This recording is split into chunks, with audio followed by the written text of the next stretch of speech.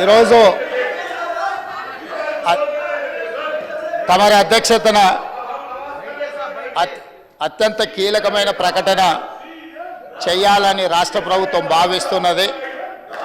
కొన్ని దశాబ్దాల నుంచి మాదిగ ఉపకులాలకు సంబంధించిన లక్షలాది మంది యువకులు ఎస్సీ రిజర్వేషన్లలో ఏబిసిడి వర్గీకరణ కోసం వాళ్ళు పోరాటాలు చేస్తున్నారు. 27 సంవత్సరాల నుంచి ఉమ్మడి రాష్ట్రంలో కానీ ప్రత్యేక తెలంగాణ రాష్ట్రంలో కానీ ఏబిసిడి వర్గీకరణ మీద మాదిగ ఉపకులాల యువకులు పోరాటాలు చేయడం జరిగింది. వారి పోరాటాల ఫలితం ఒకనాడు ఇదే శాసనసభలో మాదిగ ఉపకులాల వర్గీకరణ కోసం వాయిదా తీర్మానం ఇస్తే నాతో పాటు ఆనాటి శాసనసభ్యుడు సంపత్ కుమార్ను కూడా ఈ సభ నుంచి బహిష్కరించడం జరిగింది. గత ప్రభుత్వం ఏబిసిడి వర్గీకరణ మీద కేంద్రానికి ప్రధానమంత్రికి విజ్ఞప్తి చేయడానికి అఖిల పక్షాన్ని తీసుకెళ్తామని చెప్పి తీసుకుపోకుండా మాదిగ సోదరులను మోసం చేయడం జరిగింది. కానీ డిసెంబర్ 3, 2023 నాడు ప్రజాప్రభుత్వం బాధ్యత తీసుకున్న తర్వాత తక్షణమే మా ఉప ముఖ్యమంత్రి గారి సూచన మేరకు మాజీ ఉప ముఖ్యమంత్రి ప్రస్తుత మంత్రి దామోదర్ రాజనరసింహ గారి నేతృత్వంలో మా శాసనసభ్యులందరినీ అడ్వకేట్ జనరల్ని ఢిల్లీకి సుప్రీంకోర్టుకు పంపించి న్యాయ కోవిధులతోని చర్చించి సుప్రీంకోర్టులో బలమైన వాదనను తెలంగాణ రాష్ట్ర ప్రభుత్వం కాంగ్రెస్ ప్రభుత్వం వినిపించడంతో ఈనాడు సుప్రీంకోర్టు మాదిగ ఉపకులాల వర్గీకరణకు అనుకూలమైన తీర్పునివ్వడం జరిగింది. నేను మనస్ఫూర్తిగా సుప్రీంకోర్టు కాన్స్టిట్యూషనల్ బెంచ్కు రాజ్యాంగ ధర్మాసనానికి మనస్ఫూర్తిగా కృతజ్ఞతలు తెలియజేస్తున్నా.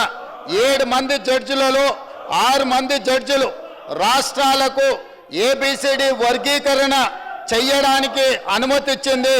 తెలంగాణ రాష్ట్ర ప్రభుత్వం తరఫున నేను స్పష్టమైన ప్రకటన చేస్తున్నా. దేశంలోనే అందరికంటే ముందు బాగానే నిలబడి తెలంగాణ రాష్ట్ర ప్రభుత్వం ఏబిసిడి వర్గీకరణ అమలు చేసే బాధ్యత మా మిత్రులు మా మంత్రివర్గ సహచరులు మేమందరం తీసుకుంటాం. అవసరమైతే ఇప్పుడు ఇచ్చిన ఉద్యోగ నోటిఫికేషన్లలో కూడా వర్గీకరణను అమలు చేయడానికి అవసరమైతే ఆర్డినెన్స్ తీసుకొచ్చి మాదిగ సోదరులకు న్యాయం చేసే బాధ్యత మేము తీసుకుంటాము. కాబట్టి ఈరోజు ఈ సభ అందరూ కూడా ఈ అంశం మీద ఏకాభిప్రాయానికి వచ్చి మాదిగ ఉపకులాల వర్గీకరణకు సంపూర్ణంగా సహకరించాల్సిందిగా రాష్ట్ర ప్రభుత్వం తరఫున నేను విజ్ఞప్తి చేస్తున్నా. అధ్యక్ష. స్పీకర్ సార్, ఈరోజు తమరి అధ్యక్షతన అత్యంత కీలకమైన ప్రకటన చేయాలని రాష్ట్ర ప్రభుత్వం భావిస్తున్నది. కొన్ని దశాబ్దాల నుంచి మాదిగ ఉపకులాలకు సంబంధించిన లక్షలాది మంది యువకులు ఎస్సీ రిజర్వేషన్లలో ఏబిసిడి వర్గీకరణ కోసం వాళ్ళు పోరాటాలు చేస్తున్నారు. 27 సంవత్సరాల నుంచి ఉమ్మడి రాష్ట్రంలో కానీ ప్రత్యేక తెలంగాణ రాష్ట్రంలో కానీ ఏబిసిడి వర్గీకరణ మీద మాదిగ ఉపకులాల యువకులు పోరాటాలు చేయడం జరిగింది. వారి పోరాటాల ఫలితం ఒకనాడు ఇదే శాసనసభలో మాదిగ ఉపకులాల వర్గీకరణ కోసం వాయిదా తీర్మానం ఇస్తే నాతో పాటు ఆనాటి శాసనసభ్యుడు సంపత్ కుమార్ను కూడా ఈ సభ నుంచి బహిష్కరించడం జరిగింది. గత ప్రభుత్వం ఏబిసిడి వర్గీకరణ మీద కేంద్రానికి ప్రధానమంత్రికి విజ్ఞప్తి చేయడానికి అఖిల పక్షాన్ని తీసుకెళ్తామని చెప్పి తీసుకుపోకుండా మాదిగ సోదరులను మోసం చేయడం జరిగింది.